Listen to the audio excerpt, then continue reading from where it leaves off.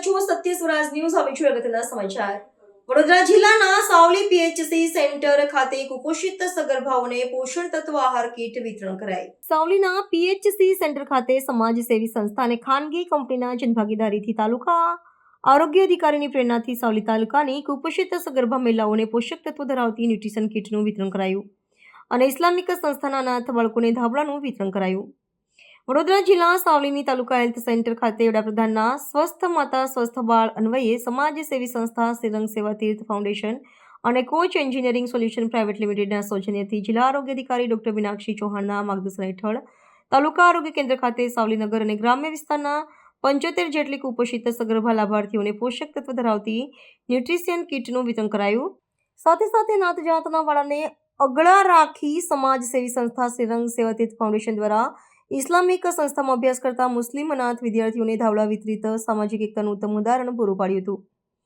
આ પ્રસંગે તાલુકા આરોગ્ય અધિકારી doctor H S. Khan, Koch engineering solution India કંપનીના પ્રતિનિધિ શ્રીરંગ સેવા તીર્થ ફાઉન્ડેશનના કનુભાઈ લીંબચિયા, જયેશભાઈ દેસાઈ, વિરેન્દ્રસિંહ રાજ, અરવિંદભાઈ રાઠવા સહિત અગ્રણીઓ ઉપસ્થિત રહ્યા હતા અને લાભાર્થી બહેનોને ન્યુટ્રિશન કીટ અને ઠંડીમાં ઉપયોગી ધાબળાનું વિતરણ કરાયું હતું. સાવલી તાલુકામાં શ્રી સગર્ભા બહેનો 75 ને coach engineering solution company private limited ભાદરવા મોક્ષી તેમજ શ્રી રંગ સેવાતીર્થ ફાઉન્ડેશન તરસાલી વડોદરા દ્વારા વિતરણ કરવામાં આવેલ સદર પ્રોગ્રામમાં આજે 3જો મહિનો છે અને 3 માસમાં દરેકનું આપણે ઇન્ટરવ્યૂ લીધું. એમાંથી દરેકનું 2 કિલો વજન વધશે.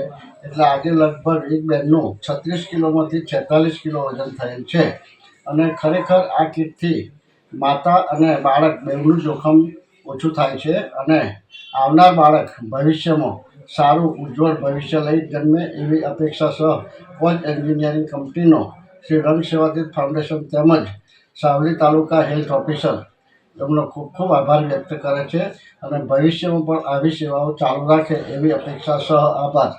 આપનું શુભ નામ? કનુભાઈ લીંબચિયા, રંગ સેવાતીર્થ ફાઉન્ડેશન પ્રમુખ શ્રી.